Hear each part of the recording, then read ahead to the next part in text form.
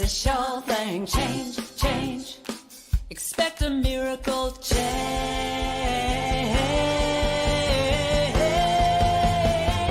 Watch me change when you change the way you look at things. The things you look at change. When you change the way you look at things. The things you look at change. When you change the way you look at things. The things you look at change. When you change the way you look at things. The things you look at change. Now do do do do do do change. Do do do do do change. Do do do do do change. Do do do do. Good morning, good afternoon, good evening from wherever you're coming to us from today.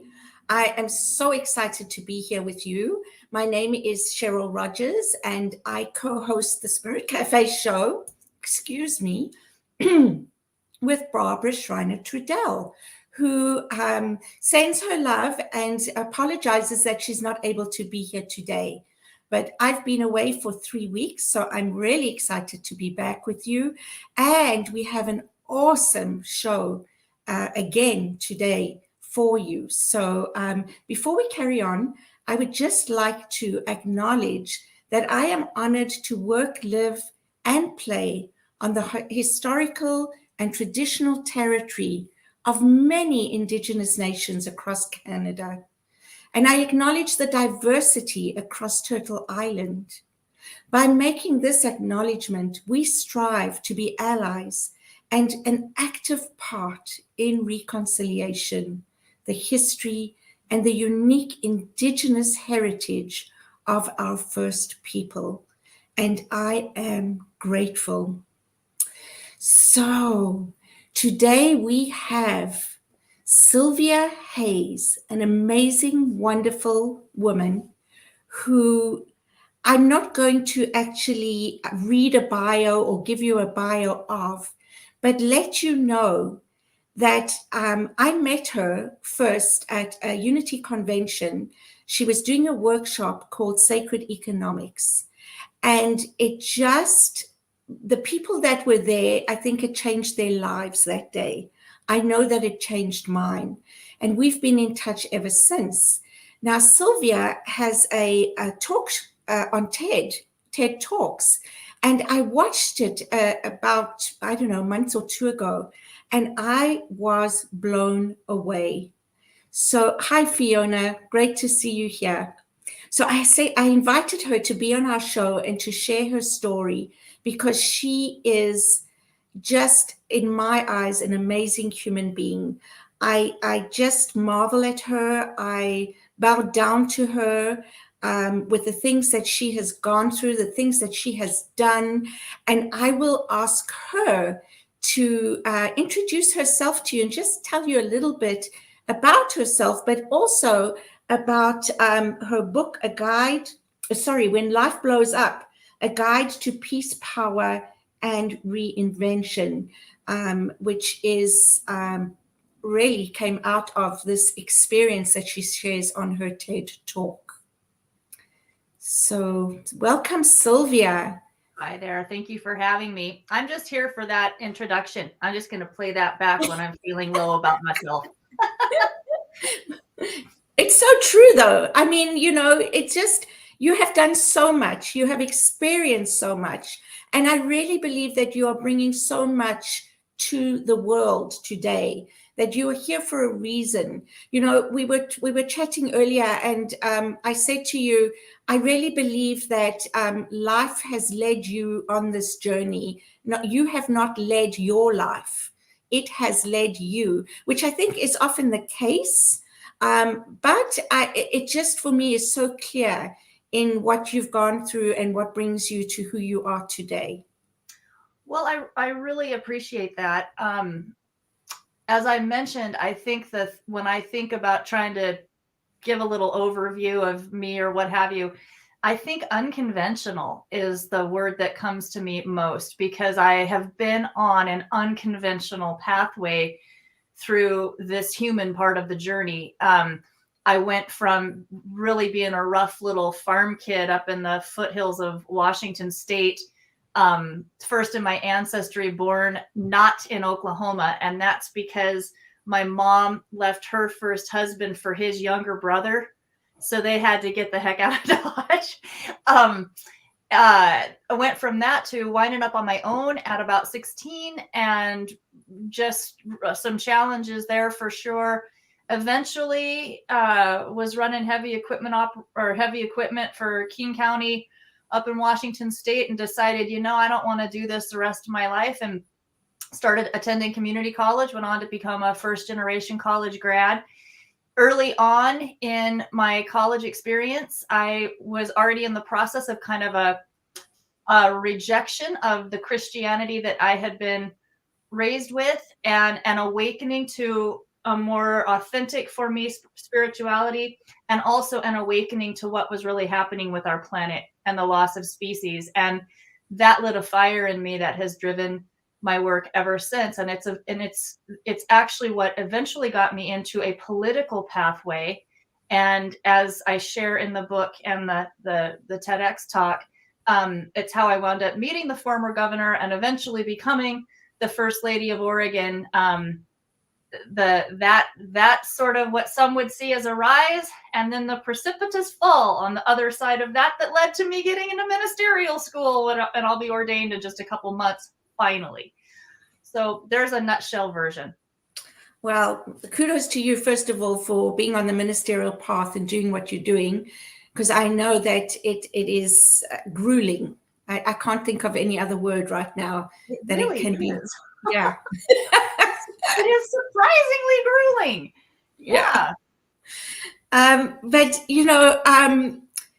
just hearing that snapshot, of your life, to me, speaks to the volume of things you've experienced, that you bring from your experience to us. As you said, basically the rise and then the fall. Mm-hmm. So let's talk about that. Let's hear from you. And I know it can be difficult to, bring it up again and talk about it again, even though you've done it so many times. You've written it in a book. You've shared it. I think from me, my point of view, when I was watching your TED Talk, I thought to myself, the fact that you are who you are today and how you present is something I marvel at, because I think that what you went through could have destroyed many people, and you chose not to let it. You chose a different path. And so that speaks to your essence, the essence of who you are.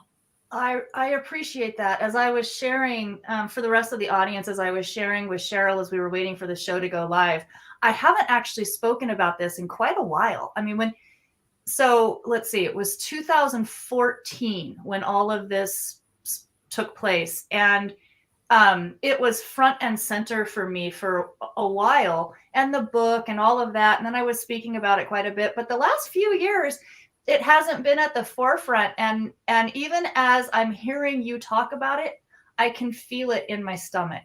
Mm-hmm. I can feel it. So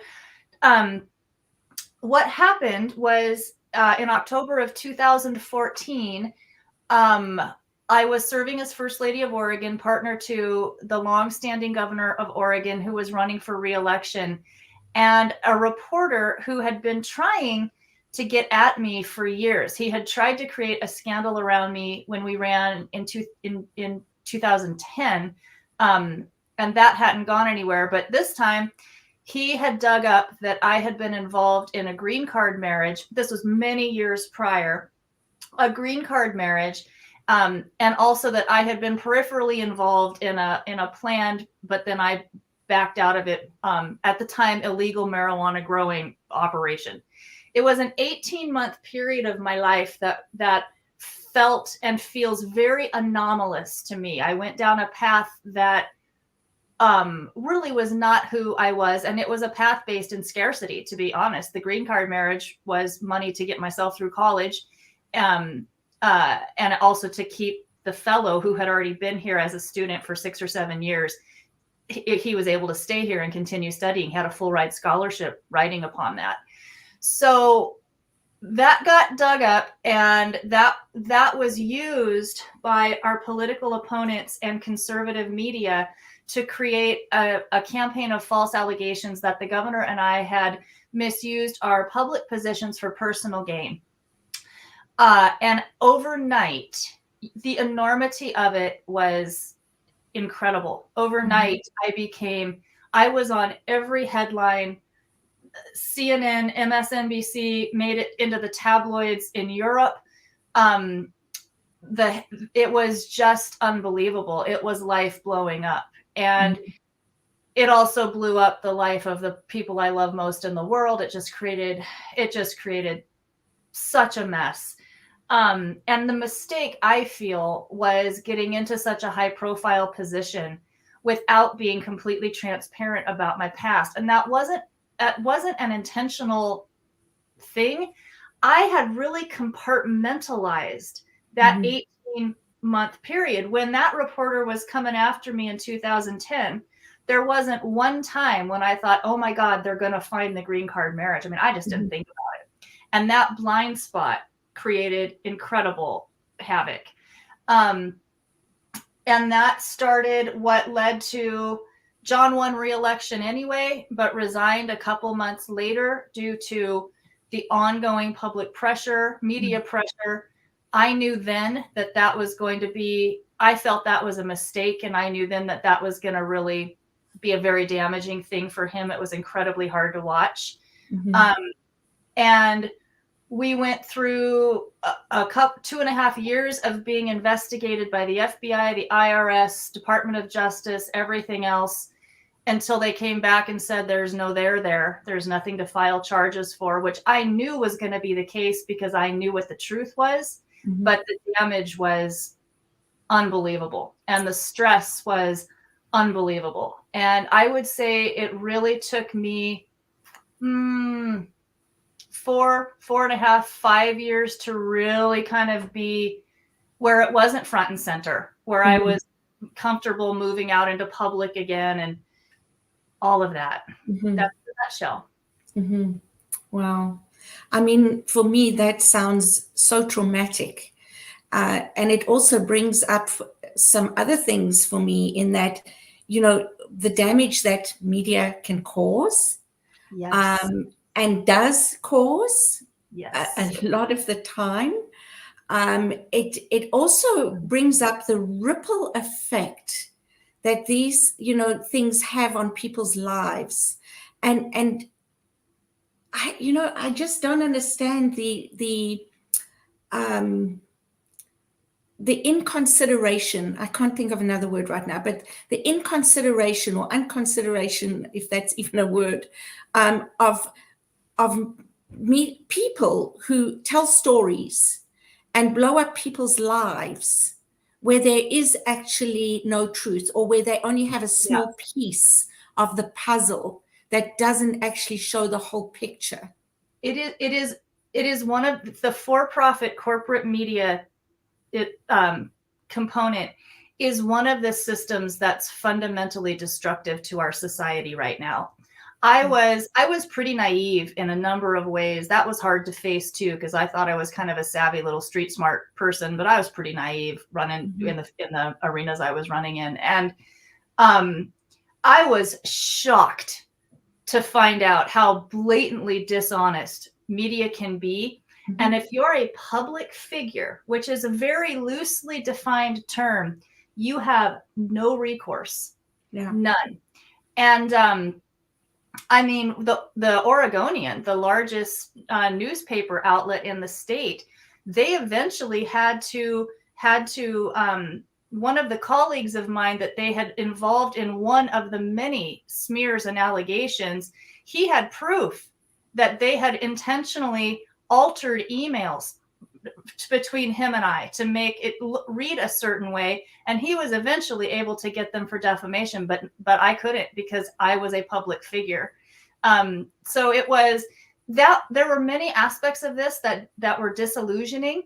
That was one area that was disillusioning. I have so much less faith in media, although a reaction to that is I'm now more intentional in where I get my news. And I'm also, whoever they're smearing, before I make a jump to either side of, a decision or a judgment, I just take a step back and feel like, this just may be clickbait. Yeah, give them the benefit of the doubt. Because that's what I was. I was clickbait. I made them a lot of money. Yeah. That's something that I think the majority of us don't really realize or recognize, is how much is really truthful in the media and how much is a spin-off to get more readership, to do damage to political parties, to political, public figures, et cetera. And that actually brings up a thought that I had during the elections, any election really, is how the media sways people to vote.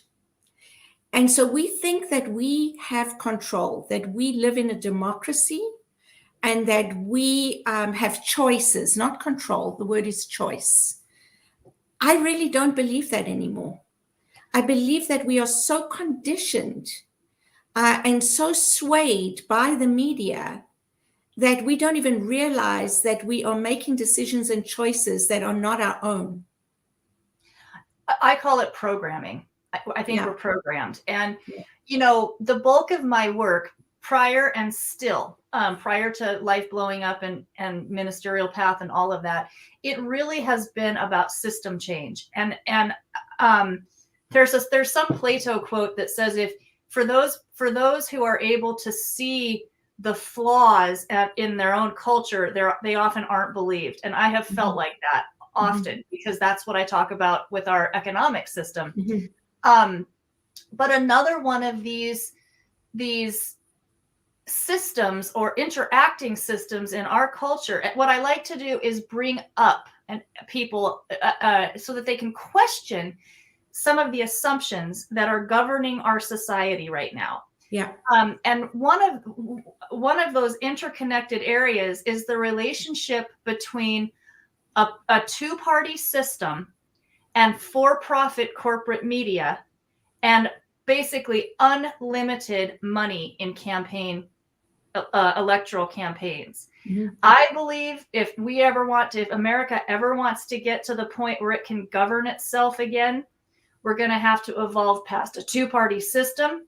We're going to have to deal with serious campaign reform and financing reform, and we're going to have to do something about the lack of accountability in media and I'm still a news junkie, and I'm a Politico. And on election nights, I will intentionally go back and forth between MSNBC and Fox News. And it's like going back and forth between parallel universes. Yeah, absolutely. Again, it's this false illusion that we actually live in a democracy. Yeah.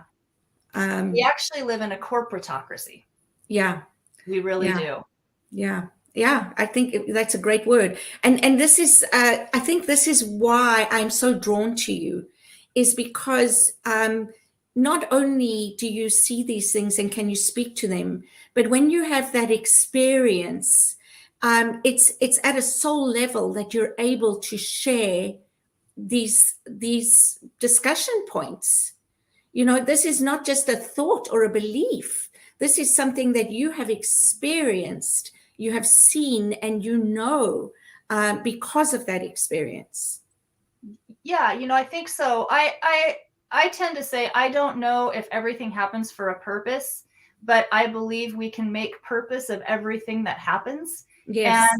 And this crazy unconventional, as I mentioned, pathway that I've been on, it does provide, as you say, some insight and some direct experiences around systems that need changing that I would not have had it not been so unconventional. And honestly, had it not been so neck deep in your word, shit. Right. We were having this conversation prior to the show, and I told a joke about that, and she said, "Yeah, you can use that word on our on our show." Absolutely, yeah. Because the reality is that I really do believe that shit becomes fertilizer. Yeah. Oh, that's great. Yes. And I don't know that anybody can speak to something unless they've really experienced it. We can have an idea of something. We can believe something, which is a thought that we just tell ourselves over and over again. That's all it is, right? Yeah. But I don't know that we can truly embody an understanding or knowledge unless we have the experience. I think that's true, at least for the really, really intense things. Like, I've never had a baby. I know that I can kind of imagine it, but though that's something that you would have to go through to really get it. Absolutely. A public shaming is at that level. You kind of have to go through it to get it, which is why I will say,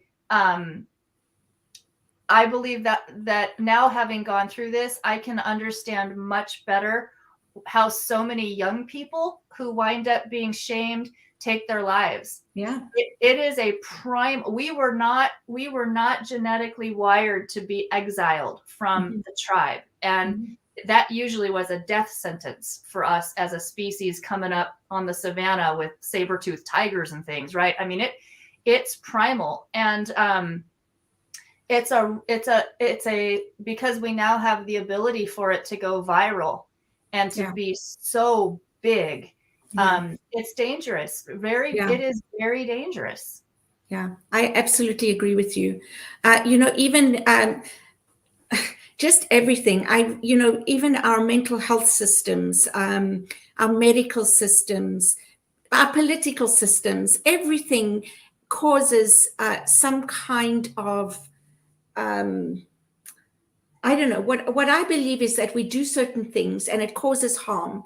And then instead of going back to look at what we did and why the harm is being caused and address that, we put a plaster on that and we change it to something else. We put a what on it? A plaster. Plaster. Okay, plaster. A plaster. What do you call? I can't think of the word here. A Band-Aid. Yeah. A Band-Aid. There you go. It's my finger in my wood stove. We put a Band-Aid on it. Yeah. It's going to be a prop today. Right. Yeah. And then we just do something else. And so we build muck on muck on muck instead of going back to the cause of these issues. And so exactly what you're talking about is systemic issues that have not been addressed, that have caused the system that we live in.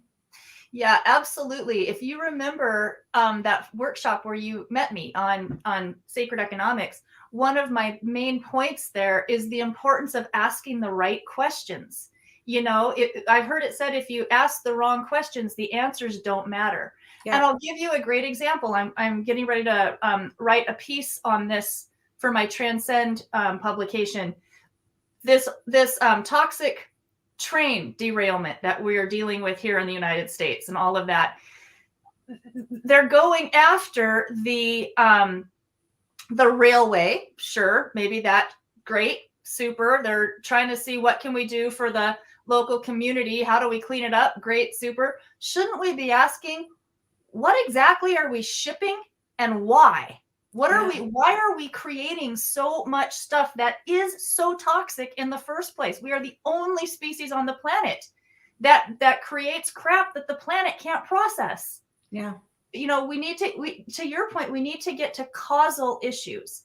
Yeah. And I have to say, because I suspect that the bulk of this audience for Spirit Cafe is what I would I would assume most of them are more of a new thought audience.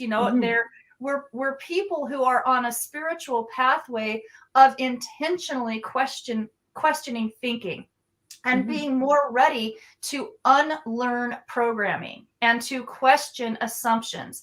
And that is why I love having these kinds of conversations with this audience. It's why I'm on the Unity ministerial path, because I think new thought, that's a lovely sentence. I think new thought has a tremendous role to play in moving us through this human predicament that we've created. Yeah, I absolutely agree with you. I think it's a very appropriate time to share your joke. Okay. All right, cool. I am actually a spiritual leader at Unity Spiritual Community Central Oregon, and I regularly am one of the Sunday speakers, and I love going to a spiritual community where I can tell a joke like this. So these three guys, they pass over, and they've died, and they wind up in purgatory, and they're very confused and freaked out. And their version of purgatory is they are all up to their chins in shit. And they can't believe it. And they're wading around and trying to figure out what's going to happen. And they come across this guy who seems pretty relaxed, pretty resigned. He's clearly been there for a while. And they're just beginning to kind of ask him what's going on. And in the distance, they hear, woo! And they see this big spray of shit go flying across the horizon. And then they notice it's a boat coming. And there's a guy back there, and he's just laying it over water skiing. Woo-hoo! Woo-hoo! And he goes flying past him, sprays it up on him. The guy that's been there a long time, he looks over and says, "That's the dude from Unity." I just love it. And because of what you said earlier, when I tell that again, I will add in, because shit becomes fertilizer. Yeah. Right? And exactly. And the guy from Unity has risen above the shit. That's exactly right. Right? That's exactly right. Exactly. Yeah. That's what I love about that joke. Absolutely. And I mean, Unity is one of, a few new thought movements. There's Center for Spiritual Living. There are a few others. And honestly, the basics are that we all believe the same thing. We are one, and we co-create our reality. Yeah, that's exactly right. The moving beyond a dualistic approach to spirituality has been the biggest growth pathway of my life because of what I was raised with, and it's what really, really drew me to Unity and to New Thought. Yeah, so, me too. Well, it's time for a commercial break. This is going so quickly because I could chat with you for hours. But we will be going away just for a couple of minutes and see you back soon. Okay. New Thought Media Network is on the rise. We're looking to grow with you. Do you have technical media experience or perhaps a desire to learn? Are you willing to volunteer your precious time and attention? We share this message to benefit all. If you possess a computer with a camera and a microphone, we will share our knowledge with you. Behind the scenes or being the star, let us bless our one. Contact us at info@ntmedia.org.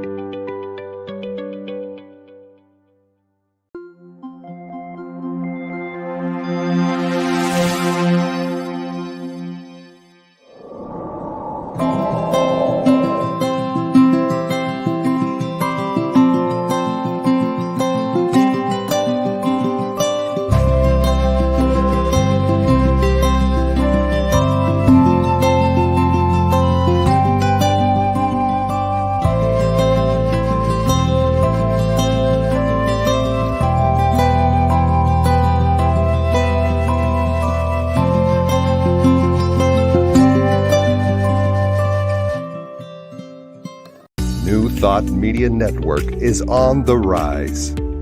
We're looking to grow with you. Do you have technical media experience or perhaps a desire to learn?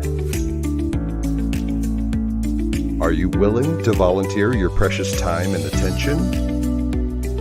We share this message to benefit all. If you possess a computer with a camera and a microphone, we will share our knowledge with you. Behind the scenes or being the star, let us bless our one. Contact us at info@ntmedia.org.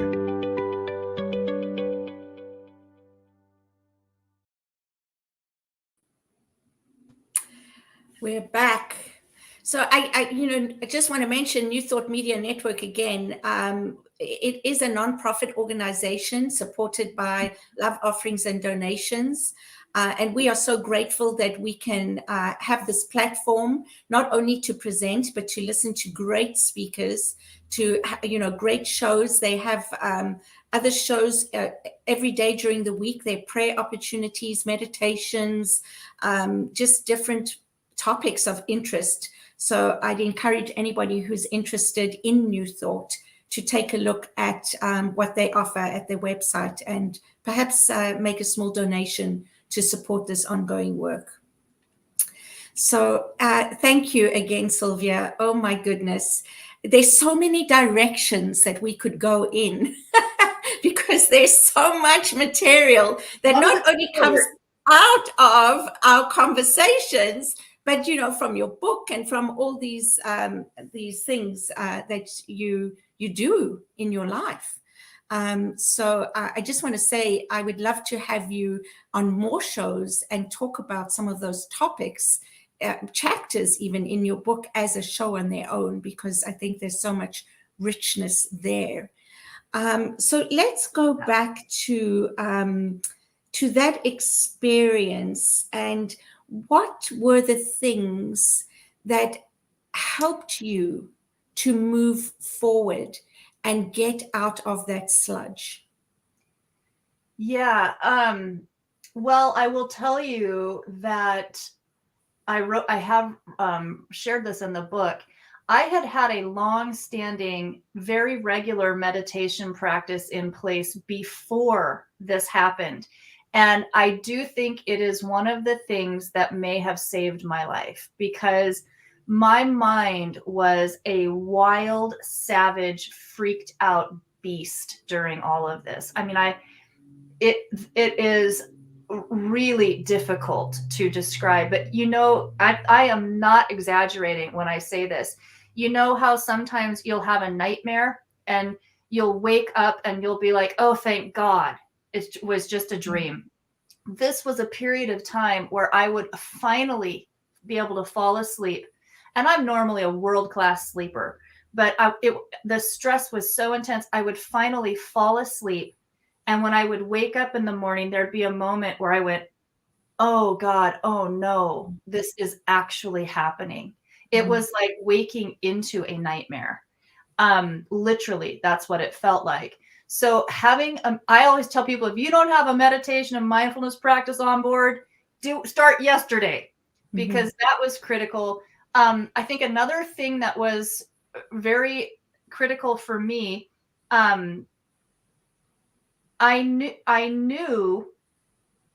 owned that I had made a horrific and costly mistake. I had never even told John about the green card marriage. So I had to tell him on the phone that day. Again, it wasn't something that I had intentionally hidden. It just, that was terrible, because I'm really an open book. So I was able to face that, but I also knew my true north. I knew what I was about. I knew I hadn't gone, into the freaking unpaid first lady role to try to get rich. I knew that, and I knew that my intentions were sound. So journaling was tremendously cathartic for me, because that helped me to, remind myself and remember my true north. And then I also really, I also very early on, I knew I needed professional therapy again, because I write about this in the book. There was a moment when I had to flee. So the whole time that I was in the first lady role, my partner and I, we've been together 20 years. We've never lived together full time. His primary home is about 3 hours from my primary home in Bend, Oregon, which is where I am now. And then we would also triangulate between the governor's residence at the Capitol in Salem. And I had been mostly based in Salem during this time. And everyone was panicked. Everyone in the administration, all the attorneys were panicked. And someone suggested that the feds might actually raid my house here, my 960 square foot house here, to get my records. And it was like, you gotta be kidding. So I fly, my car was here, my cats were here. I fly back to Bend, freaked out. And I've got a security detail behind me. I'm coming over here. Or actually, no, they brought me because my car was here. So I'm with the security guy. Get over here, panicked, just panicked, collect up my stuff. Reporters and paparazzi all around my house. I had to have my beloved neighbors help me get in and out without being ambushed. Collect up my stuff. And then I am driving. I'm driving my own little Prius car back over the mountain pass. And there was a moment, it was raining really hard. And there was the first moment where the anger, or the wound and the hurt broke through the anger. And what surprised me is when that happened, what triggered was not really all the stuff that was happening in the present. What triggered was some of the really dark things that had happened with my dad and with my family. And so, to not talk too long, I think one of the things that there was a point early on where I could have written a book titled Self-Healing Through Public Shaming, because I went back into therapy and I wound up just in divine guidance with a therapist who was very skilled in EMDR, eye movement sensitization and reprogramming. And that was transformative for me. So that's what I kind of advise. It's like mindfulness practice, whatever calms you down. My dog, getting into nature. I was afraid to go into public, but I am lucky enough to live in a place where I can get out into nature. And therapy on the front end, those were critical. Right. And journaling. Oh yeah, definitely. Yeah. Getting it all out. Right. Extremely cathartic for me, always has been. Yeah. Yeah. But I'm a writer, so that's a natural one for me. But and I'm super glad I journaled through this whole experience, because when I got ready to write the book, the stress had been so intense that parts of this I never would have really been able to remember. I certainly would have lost the details of some of it. So I'm glad, I'm definitely grateful for that piece as well. That's a very good point, actually. How we suppress things. And so whether you journal or write a book or whatever form it is that you're able to keep that information present, I think is actually important, not just for yourself, but for so many others, right? Yeah, for sure. Yeah. I think the other thing that's really important for my story in this is pretty early on, I really did open up to what is mine to do here, because it was such a huge mess. And I had misjudged my own self so much. Like I was so much more naive. I didn't realize there was so much jealousy in the Capitol and in that whole scene. I was just and pretty early and I was just so broken that I couldn't think about work. I couldn't think about anything. And the statement, when the student's ready, the teacher will appear. And I started reading, Eckhart Tolle's Power of Now and Pema Chodron and all these things. And eventually eventually started working with A Course in Miracles. And to say that that has changed my life is just such a gross understatement. And I began to realize, and I share this openly in the talk and in my book, I was so much more under the influence of ego than I realized. Mhm. And ego from the sense of not just arrogance or whatever, because I don't think I came across like that, but ego Mhm. from the sense of my little self being more in control, and that need for outside validation to Mhm. feel self-worth. I was shocked when I realized the depth to which that had driven me really my entire life up to that point. And I had been pretty good at getting it. I'd been successful in things. I was relatively pretty. I was able to work that ego angle. I was able to be popular until I wasn't, Mhm. until I was exactly the opposite. Mhm. And talk about turning one's world and self-identity on their head. But I used to call this whole thing, it's been so long since I've talked about it. I used to call this whole thing the big ordeal, and I now call it the big initiation, because it broke me down and then Mhm. broke me open. And I'm so much happier and more joyful. And the other fascinating thing, I know I'm rambling, I'll stop it, but the other Mhm.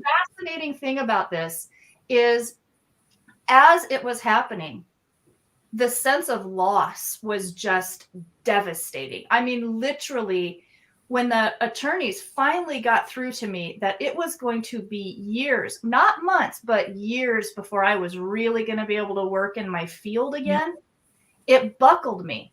Yeah. But as I moved through it and was doing all of this growth, I realized a whole bunch of what had been devastating to lose, I didn't actually want. A Yeah. whole lot of it. That's a life lesson worth gold right there. Absolutely. I love that. The big initiation. The Oh big my initiation. goodness. And that's what I mean about turning things around, right?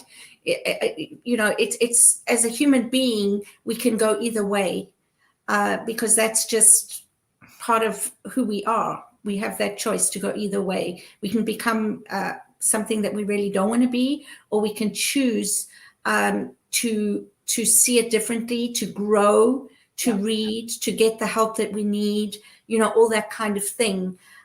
So again, I can listen to you for hours because, and I'm sure many others can, because of your experience. One of the things, you were talking about your ego, and it makes me think that we are all programmed that way. I believe that the reason that the state of the world is the way it is because of ego. I agree. 100%. And ego for me, A Course in Miracles, I think, describes it. Its concept of ego is much deeper than what we might think of through traditional, therapy or pop culture. It's that ego is this construct that we create around ourselves. It's an identity that we create, and That's it's right. always based in separation. Mhm. And then you put that on top of the fact that we also have in the Western culture, for sure, but now it's fairly, it's global, this global crazy capitalist system that we have. And by the way, I'm not completely anti-capitalist. I'm just anti the manifestation of capitalism that we currently have. Yeah, We need an economic system that's actually suited for these times. That's a I different topic. agree. Yeah. But we're in a culture that just pounds in competition, comparison, chasing after things like material wealth and success. Most of the we're in a culture where we it's so easy to find ourselves comparing ourselves to pictures and stories that we know are airbrushed. We know they're not accurate. And yet it's so hard not to do that, because that sense of lack and that sense of less than is what Mhm. feeds the consumption machine. It's what feeds the marketing machine. So, and those two things I think are very causal. Being, Yeah. Being unaware, having so many people who are being, so unconsciously driven by ego, and has created a culture that drives that stuff. And now we have a culture that makes it hard to get ego out of the driver's seat. So Yeah. I agree with you. You Yeah. look at what's going on globally, you look at the problematic world leaders on our planet right now, and I don't think you Ego can't. is like out. Yeah. I mean, it's just like ego, Yeah. Yeah. to the point where they're insane. Yeah, I agree. You know? Yeah, and I think again, it's that structure that we've created as a society. What we will define as failure, and what we define as success, what we give value to. These are all the things that have created the world today. And what I love about you, Cylvia, and I'm going to say this again, I apologize for saying how much I love you all the time, but what I do love about you, first of all, is how honest you are, and the fact that you get and you're able to portray just how big of a shift we need to make to make significant change. Yeah. Because I don't think people realize that. We talk about change, but we talk about change like this. But I really believe that there has to be monumental change in order for there to be a shift in consciousness and to be a better world. I could not agree with you more. And, I'll give you a great example. President Biden, the Biden administration, so far, they've taken the biggest steps so far of any administration to begin to try to address climate change, et cetera, et cetera.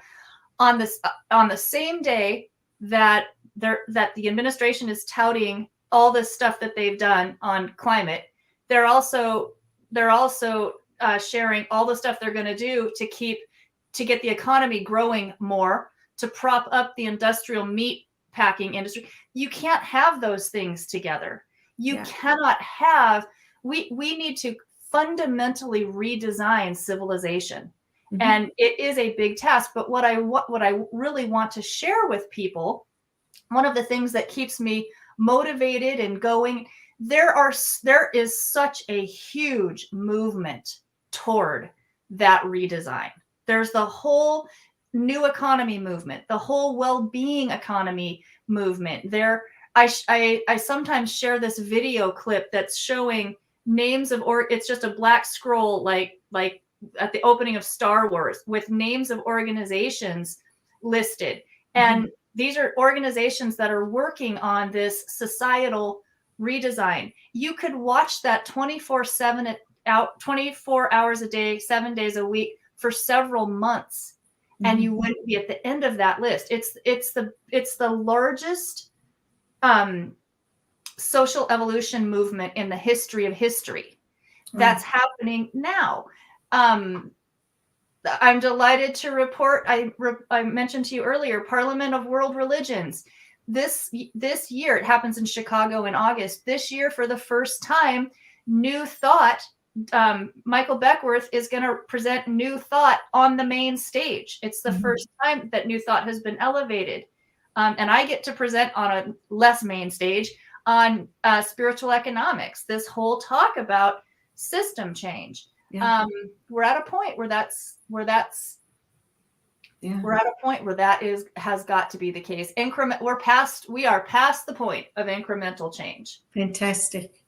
Yeah, and anybody who is attending the Parliament for World Religions, I encourage them to go to your talk, Sacred Economics, because oh my goodness, honestly, it should be part of the curriculum in schools, I think.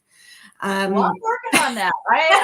I'm actually, there's some tracks in there with a major university, so we'll see. Fantastic. Yeah.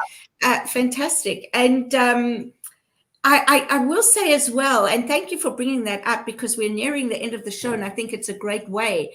Is when I did attend your presentation, and you showed that list at the end, it gives so much hope, Yeah. and so much. It's so affirmative that things are changing and that we are moving in the right direction and that momentum is speeding up. Yeah, I think I'm not going to BS anybody. I mean, this is going to be a bumpy ride, in my Mhm. opinion. I believe that we are in an apocalyptic age, but apocalypse is not a terrifying term to me. The root word of apocalypse means unveiling what was hidden. We're in a point where we really can't hide from a lot of the ills of our society anymore, right? We can't hide from what we're doing to this planet anymore. And that's a good thing, because that we're starting to have to address it. We are going to make the big system changes by choice or by force. And my point is, there are a whole lot of folks and organizations and even governments who are actually realizing we have to make the depth of these changes. And that's where new thought is so important, because we can also lend the ability to sit in that paradox of seeing the crap and also holding the faith that in the field of possibility, anything is possible. Yeah, holding that vision, Yep. right? Yeah. And because that's so important, holding the vision and feeling the change in that way, and bringing up that fear does the opposite. Yeah. Right? Fear does the opposite. So not feeding that fear, but having that vision of moving forward in a positive way and knowing that things are being done and things are happening. But I think, again, from what you've said, not to take it too lightly, even though this is happening, because we have to be engaged. We Yeah. each have a role to play. We each have a I believe part so. in it. Yes. I believe we're all here for a reason. And I believe, people who are intentionally waking up spiritually, who are on that path, we need to take the meditation off the mat and into the messes. We do. Yes. We Into do. schools, and I know some places that's happening, and it does need to happen more and more. It needs to become part of the fabric of who we are and Yeah. the fabric of how we live and operate. Yeah. Yeah. Definitely. That's my point. I know you can't change one person or everyone listening on this show. We can't change the entire global freaking capitalist economic system overnight. I understand that. And yet, questioning the assumptions, having these conversations, having uncomfortable conversations beyond with your family or your friends, just not just sitting back and accepting the status quo is critical to shifting the status quo. I agree. Absolutely.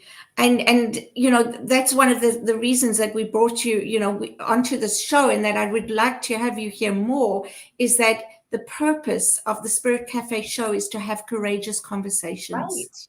and inspire people to think courageously, to act courageously, but to do that in a way, just like you said, of gaining more knowledge about what's really going on. And maybe we never know what's really going on. They say three sides to a story, right? Your side, my side, and the truth, whatever that is. But I think educating ourselves and being more willing to be open to these different conversations, to be open to new thoughts and new ways of doing things, that are what some people might think crazy, but that are really life affirming and life changing. Oh, yeah. I mean, if you want to sit back, if you want a study of crazy, take a little bigger view of what we're doing right now, Yeah, right? exactly. The biggest threat going is continuing going the way we're going. Right. So, Keeping doing what we've been doing and expecting something different. Exactly right. Yeah. Exactly right. Yeah. Yeah. Oh my goodness. So any other thoughts or just any other thoughts or suggestions that you would like to share with people who are listening to this talk, whether it be now or on YouTube later or wherever it goes and it's meant to be, it will, I certainly believe. Yeah, I think we're talking at two different levels at the same time. Clearly, we're talking about tools to help when your own personal life blows to pieces in a big way. And I think in addition to what I've already shared, I guess one of the biggest muscles that I was able to better develop from all of that personal experience was the ability to navigate fear. And the biggest piece of that for me was really it is a concept shared in A Course in Miracles, but it's the holy instant. It's coming back into the present moment, bringing your mind off the future and off the past. And something that I found over and over again useful when the fear would just grab me was asking the question, in this current moment right now, am I basically okay? Am I basically okay? And if you're listening to this talk, or if you have the ability and the time to do that, the answer has to be yes. Mm-hmm. We're not jumping out of the way of a rattlesnake. We don't have someone chasing us down the street. We're okay right now. And the more we can come back to that when we're really struggling with fear, that's a very powerful practice. Mm-hmm. Then on the other angle, on the other piece of it, which is how do we create a world that works better for all beings? I just really encourage people to get better educated about the whole new economy movement. I've got information about this. I share information on my Transcend publication. Would love to have you all subscribe to that. And also information on the Rethink, which mm-hmm. is about rethinking our norms. I hatched that nonprofit when COVID hit because I knew COVID was going to put us in an economic timeout, and pretty quickly there was going to be a clamor to let's get back to normal. Mm-hmm. Well, normal was killing us. Mm-hmm. So, getting educated about that, questioning the assumptions, and realizing that there is a big growing movement that's doing that with you. That I think I highly recommend. Beautiful. Yeah, like you said, two different levels. Yeah. And really it takes us as individuals, one person at a time, to create the shift in the larger picture.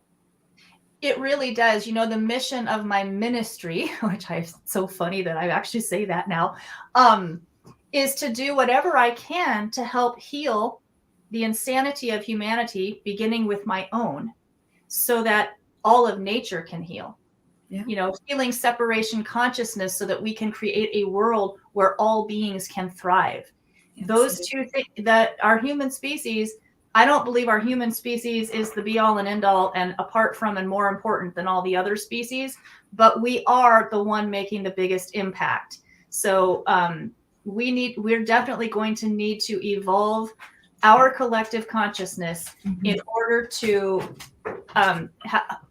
go into a better relationship with the rest of nature and with our planet, for sure.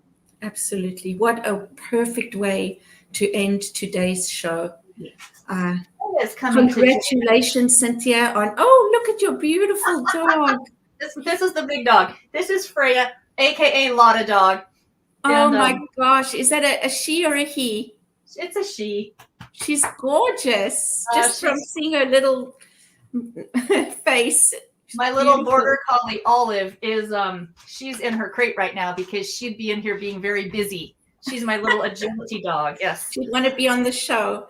Well, Yes. again, congratulations on being ordained as a minister. I will be there to Yay. to literally and physically give you a hug and Cool. cheer you on. That will be in June at the Unity Convention.